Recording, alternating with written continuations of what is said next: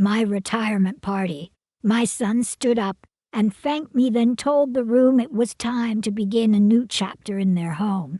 I smiled like I didn't understand. I stood up, walked out, and didn't say a word. That night, I didn't shed a tear. I didn't scream into a pillow. But something inside me, something old and quiet, snapped. What happened after that moment? Even I didn't see it coming. It was supposed to be a night to celebrate me. 40 years working in public health, gone in a blink. The living room was full of colleagues, neighbors, and people I'd known for decades. We were at Felix's house, my son's. He raised his glass, gave a warm speech, talked about my legacy, and smiled like a proud little boy. Then he said it. Now we can start the next chapter in our own home. That sentence hit harder than anything I'd ever heard. Not because of the words, but because of what they didn't say. I looked across the room at Mara.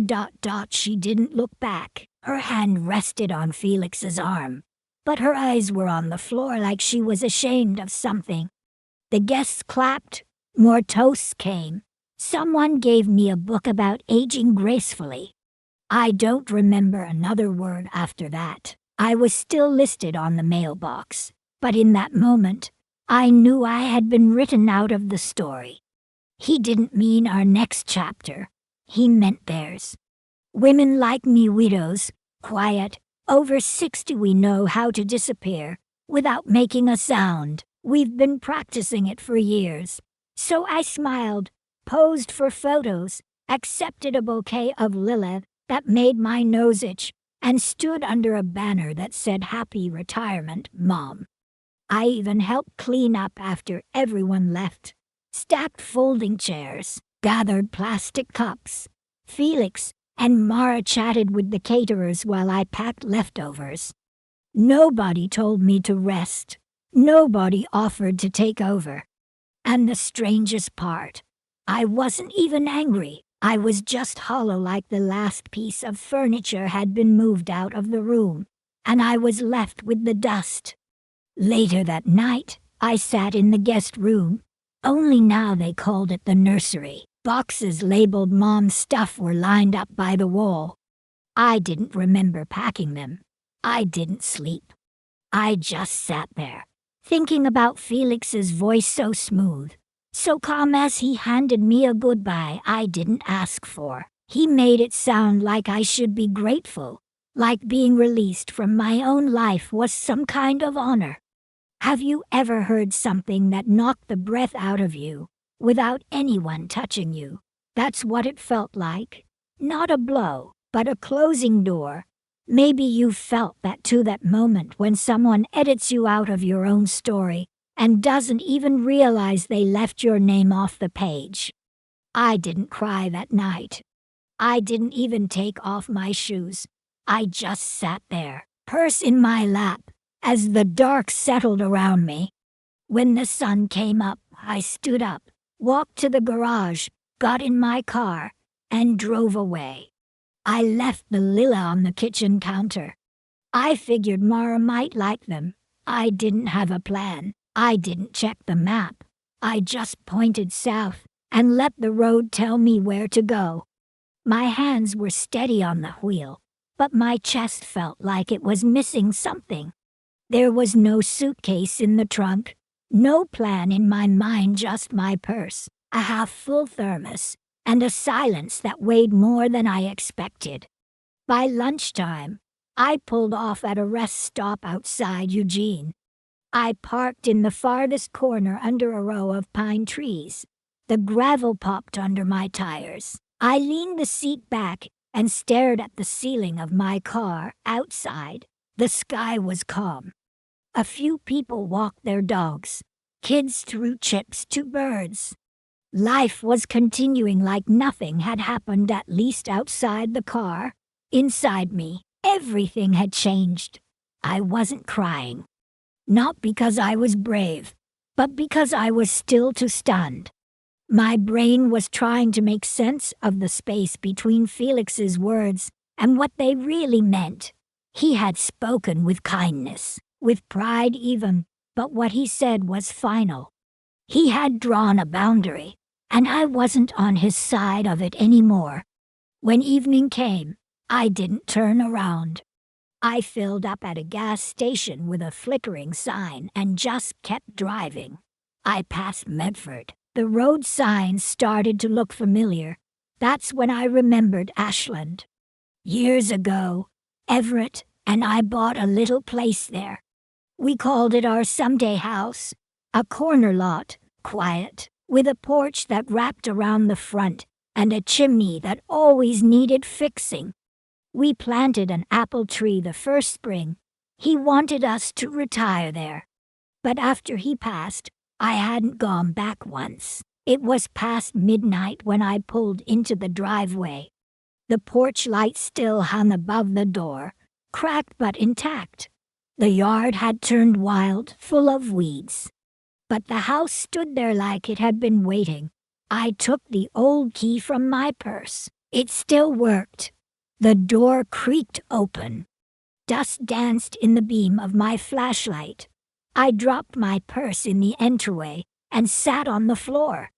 The wood was cold beneath me, but it was mine. The quiet didn't feel empty.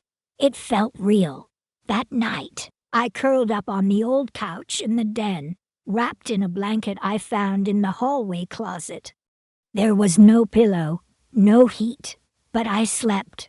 When morning came, sunlight slid through cracked blinds and stretched across the floor, and for the first time in days, I took a deep breath that didn't hurt. In the kitchen, I found the old stovetop coffee pot we never threw away. The air smelled like dust and cinnamon. One cabinet still held mismatched mugs. One had Everett's initials scrawled on it in fading marker. I stood at the sink and looked out the window. The apple tree had grown wild, limbs stretching in every direction. Tiny dark red fruit hung from the branches. Some had fallen into the grass. But it was still standing, and so was I.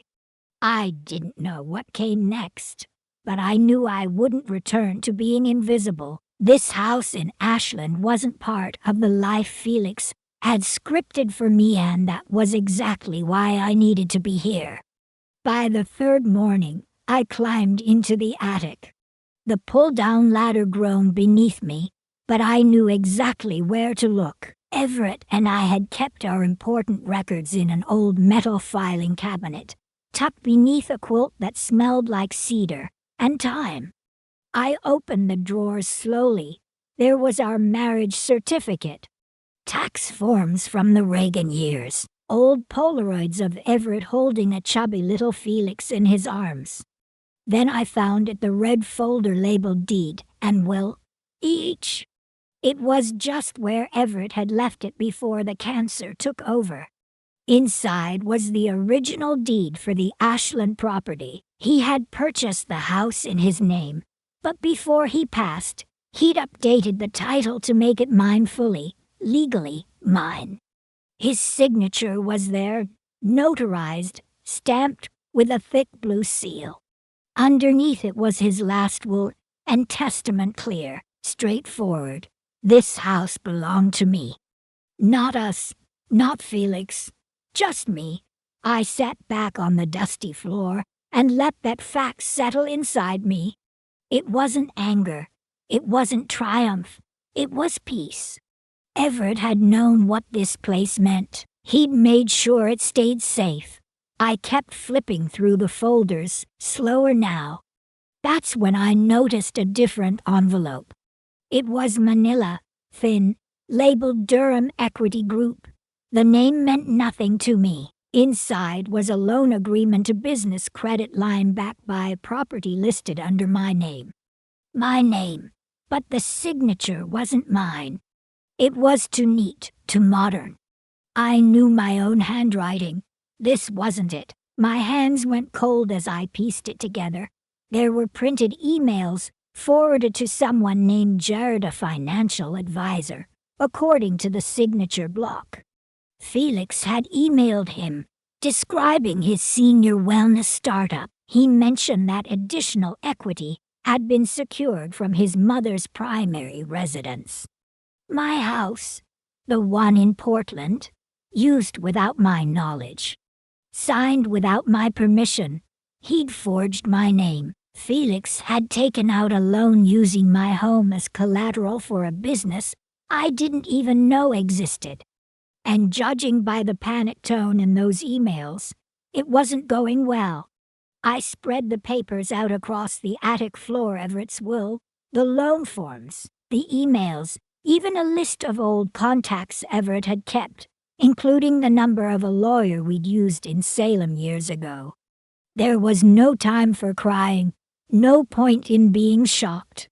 What mattered now was doing something. I gathered the documents into a fresh binder and labeled it Legal Review.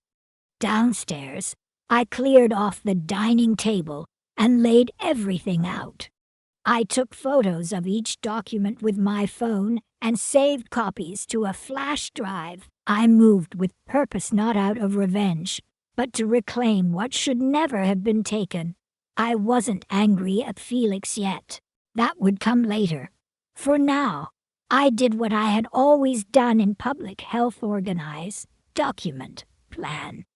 I poured a cup of coffee and sat at the table, the will lying open in front of me, held down by an old brass paperweight shaped like a stethoscope. It had been a gift from my team the year Everett died. I stared at his signature until my eyes blurred.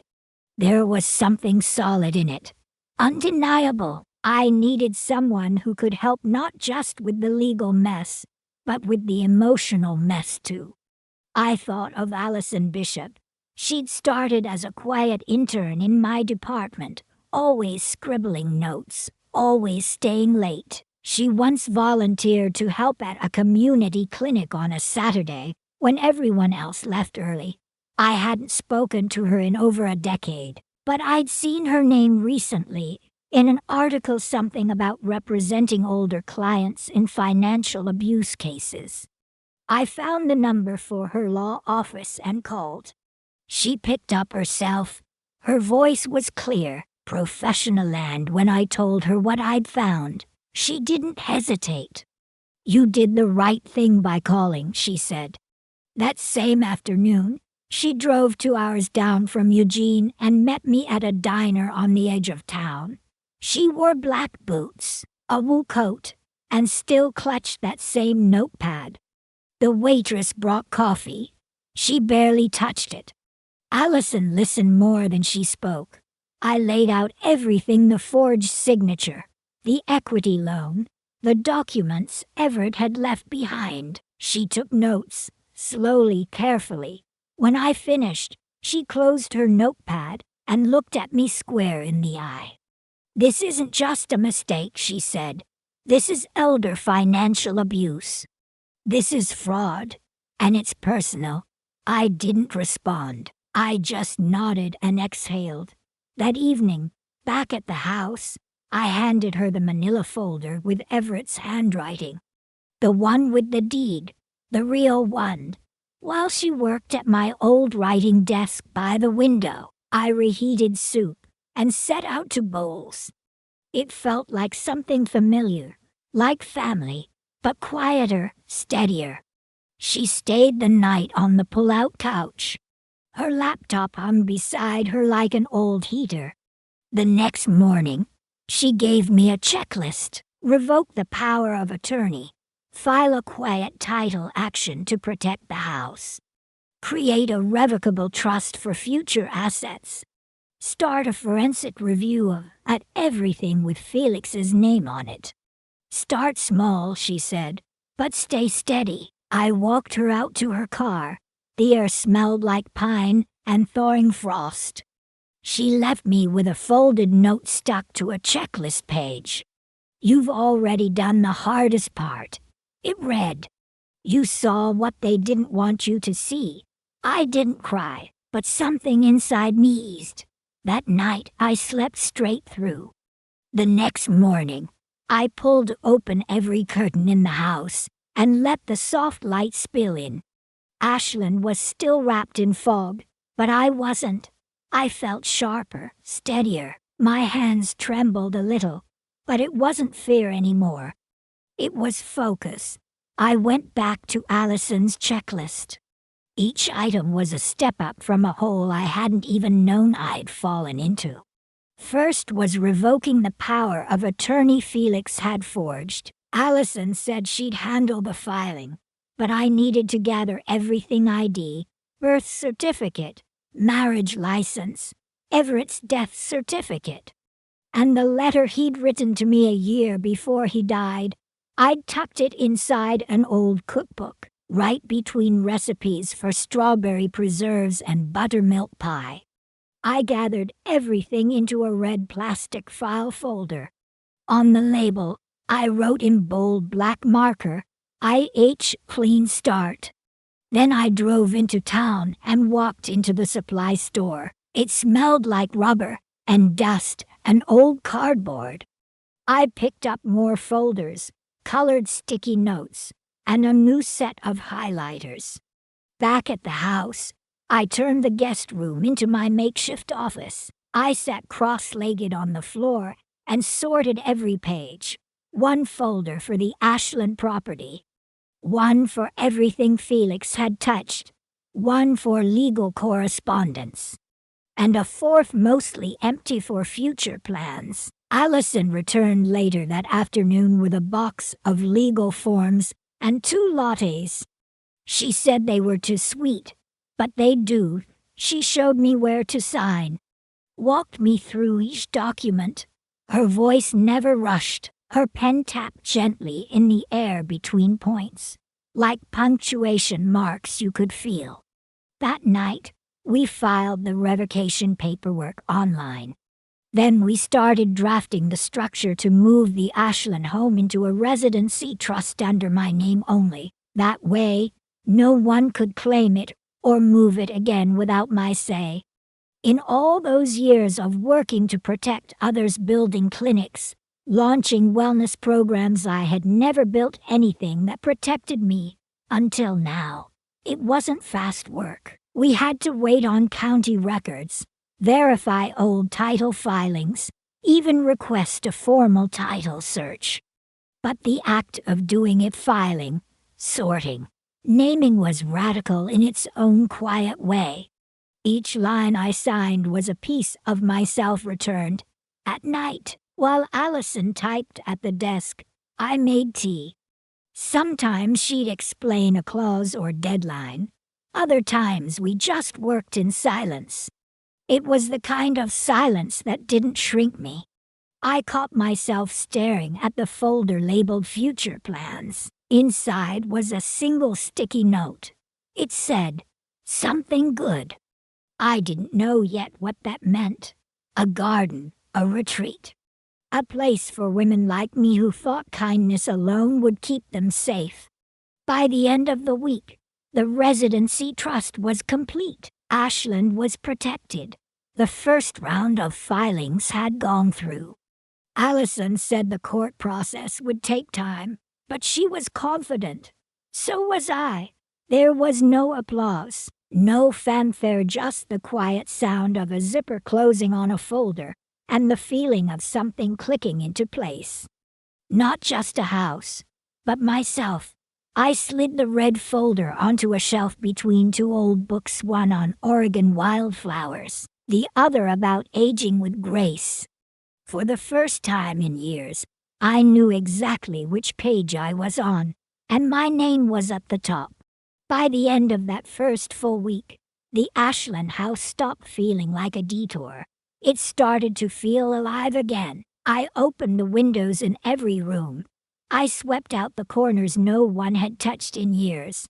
In a drawer by the back porch, I found an old wine chime Everett had hung up once. I didn't realize how much I needed to hear something gentle until I heard it ring.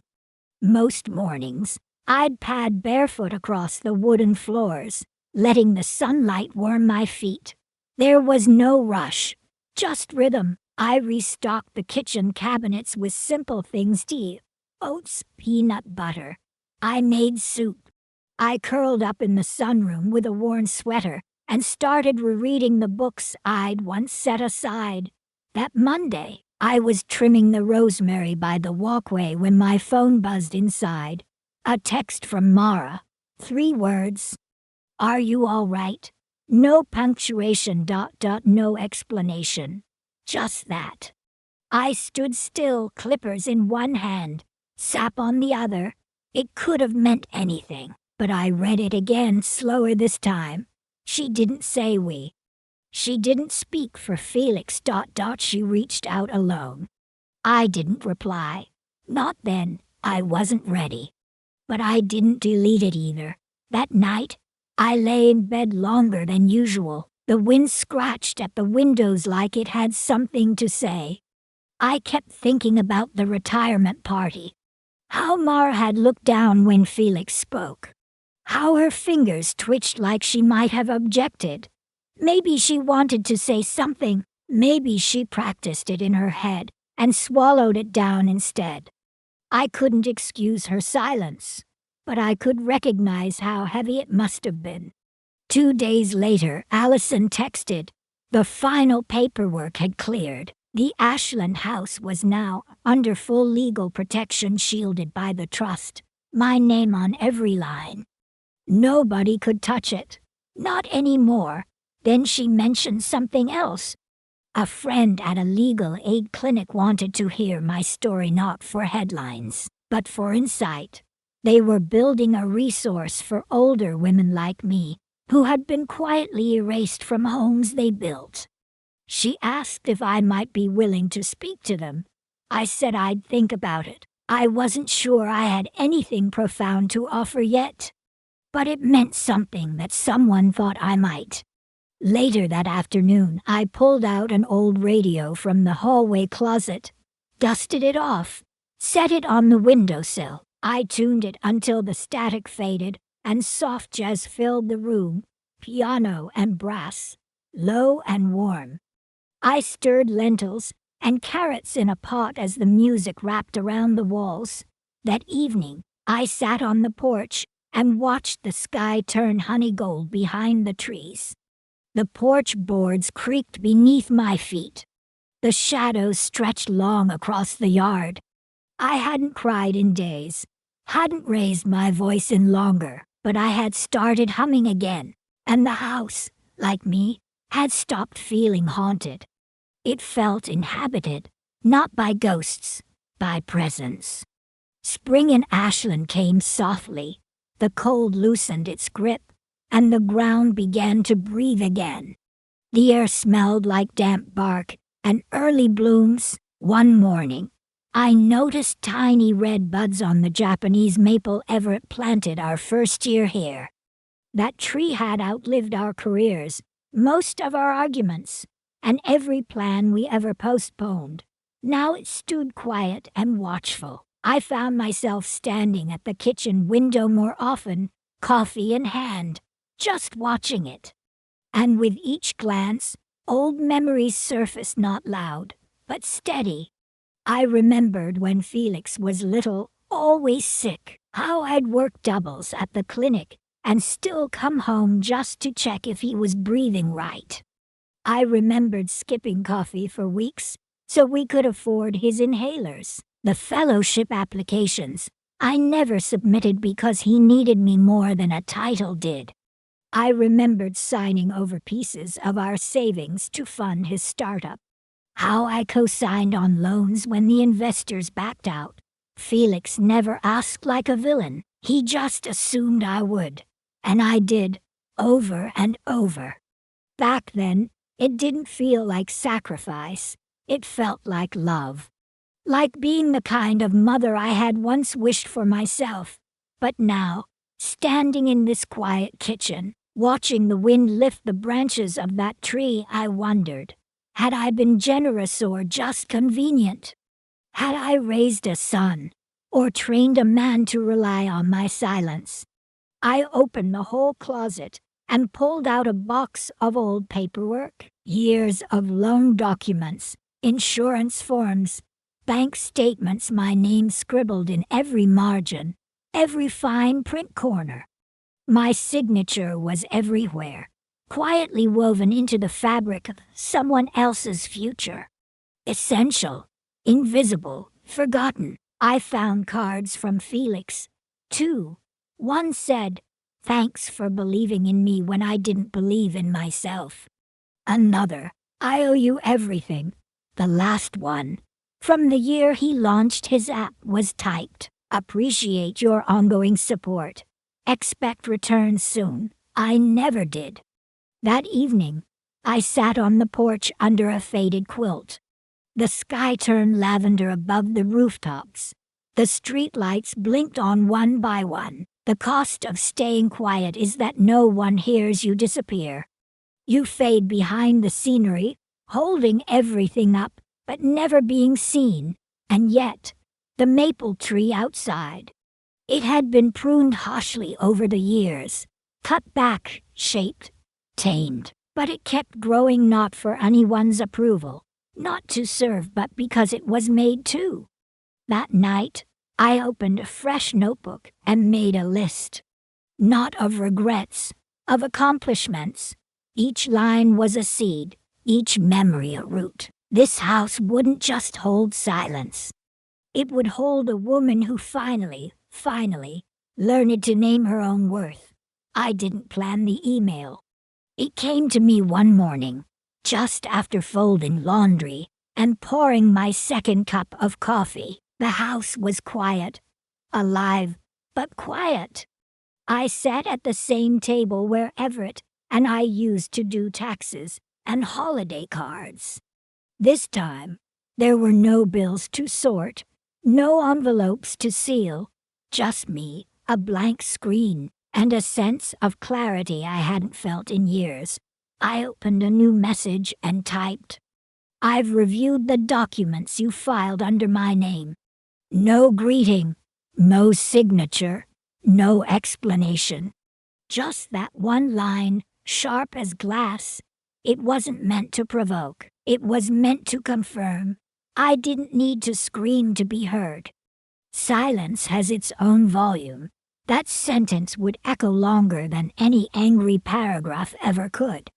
I hit send, closed the laptop, and let out a breath that felt like stepping into cold water.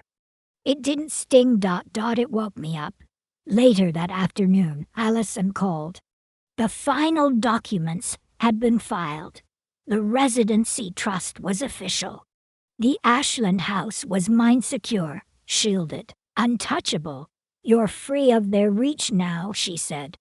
Those words settled deep, but that wasn't the end.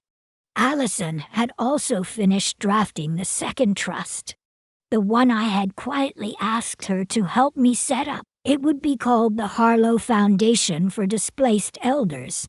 A small fund, not flashy but purposeful, created for women like me. Women who had been pushed out of their homes, often without warning, usually without recourse. Women erased by design, not mistake. The seed money came from what was left of my savings. The little Everett had set aside, untouched by Felix's hands. It wasn't a fortune, but it was enough to help someone breathe again. Our mission was simple: emergency relocation support, short-term legal aid, a list of safe homes. Allison said it might grow. I didn't care if it didn't. What mattered was that it existed. This foundation wasn't born out of revenge. It was built out of memory, to make sure what happened to me wouldn't stay invisible. That evening, I walked into the backyard and placed my hand on the maple tree's trunk. The bark was cool beneath my fingers. I didn't say anything. I just stood there, inside, on the kitchen counter. The trust documents waited. But they didn't rush me. No one did anymore. I moved like someone who had nothing to prove, only something to reclaim. The woman I'd been quiet, yielding, erased. She didn't disappear. She changed. She gathered her scattered pieces and built something strong. Something with her name on it. something no one else could take. When the sun dipped behind the hills, casting long shadows across the porch, I smiled, not because I'd won, but because I remembered what I was worth. And now it was written down in ink, in law, in legacy. It was a Tuesday afternoon when I heard tires crunch across the gravel outside. I looked up from my porch chair, expecting a package delivery or maybe Allison with more forms. But it wasn't either. It was Felix. His car door opened slow, like it didn't want to be part of what was coming. He stepped out with hands shoved in his pockets. No laptop, no confident stride, just a man standing still, uncertain. I didn't stand. I stayed in my rocking chair, wrapped in the same stretched-out cardigan I wore the night I drove away. It was thin at the elbows now, but I liked how it moved with me. Felix stopped at the bottom of the steps. He looked up like he was waiting for a signal. "I thought I'd check in," he said. His voice was lower than I remembered, quieter, but there was still that undertone of assumption, like showing up should count for something. I rocked once, then again. Calm, centered, not scared, not angry, just no longer small. "This isn't your place to check in on," I said. His face changed. The words landed, but not the way he expected. He took a step back, as if he was trying to figure out how I had done it, how I'd rebuilt without him, how I'd gotten stronger without permission. "You got my email," I said. Not a question, a fact. He nodded slowly. I did. The silence between us stretched. It wasn't uncomfortable, just different. It wasn't filled with mother and son anymore. It was filled with choices, his and mine. He tried again. "Mom, I raised one hand, just enough, not to shut him down, but to save us both from a speech I didn't need to hear. "You don't owe me anything," I said. "Not anymore." He stood there a second longer, maybe two. Then he gave a small nod, turned, and walked back to his car. No slamming of the door, no raised voice, just the slow crunch of gravel as he drove away. I watched until he was gone, until the stillness settled again, and this time it was mine. I walked back inside, made a cup of tea, and sat with the quiet. It didn't feel like a void anymore. It felt earned. And for the first time since that retirement party, I felt no weight on my chest. No lingering question, just one quiet truth. I had come back to myself. And I wasn't going anywhere. 3 days after Felix left without another word, a letter arrived. Not a text, not an email, a real letter, handwritten. The envelope was addressed to Imagine Harlow with no return name, but the Portland postmark told me enough. I recognized the handwriting before I even opened it. I'd seen it on grocery lists, birthday cards, little notes stuck to the fridge. "Mara," I opened it slowly. The paper was thick, cream-colored, the kind you buy in box sets at department stores. The ink was a soft blue. The handwriting wavered at the edges. "Imagine, I don't know if you'll read this. I wouldn't blame you if you didn't. I'm probably the last person you want to hear from right now. But I had to try." I paused. The kettle behind me started to whistle. I let it. I needed to be fully inside this moment. Felix didn't tell me everything, but he didn't have to. I saw the papers. I saw how fast he pushed them through. I saw how he spoke over you at every dinner, how he framed his choices as if they were ours. They weren't. I didn't speak up. I won't make excuses for that. I sat down at the kitchen table, the letter shaking just a little in my hands. The morning sun caught the ink, made it gleam like it had just been written. You were never a burden, never in the way. If anything, you were the only one who made that house feel like a home. I think I lost myself when I let Felix speak for both of us. The lines slowed near the end, like she had to stop between them to breathe or cry. I'm not asking for forgiveness. I know I don't deserve it. I just wanted to say, I saw what he did. And I see you. I always have, even when I didn't say it out loud. I didn't cry. I didn't get angry. But something loosened in my chest, like I'd been carrying an invisible weight, and finally set it down. Mara had never been cruel, but she had been silent. And sometimes silence cuts deeper than words ever could. I didn't tear up the letter. I didn't frame it either. I folded it gently and placed it inside a manila folder labeled simply, Mara. Then I slid it into the lowest drawer of my desk beneath the legal records, behind the trust papers. Some things don't need to live at the center anymore, but they still deserve to be kept. Later that evening, I sat by the window, watching the old maple cast long shadows across the floor. I thought about all the women I've known who disappeared inside their own homes, not with violence, but with neglect. Women managed into silence, pushed aside with politeness. I thought about the ones who wrote letters, not asking for redemption, just offering recognition. That night, I slept straight through. The house didn't creak. My name still belonged to me. And even if nothing changed between us, I knew one thing had. I'd finally heard what I was owed long ago. Not apology, but acknowledgement. The papers were ready. Allison sat across from me at a long oak table in her office, the documents stacked in perfect order. Morning light slanted through the tall windows, catching motes of dust in the air. The room smelled faintly of cedar, and ink like a cross between a library and a courtroom. I adjusted my glasses and looked down at the top folder, the Harlow Foundation for Displaced Elders. It was official now.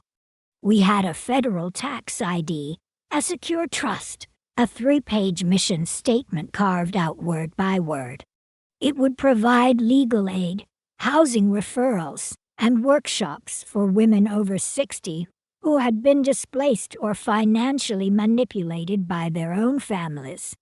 And there it was, my name, listed as founder and chair.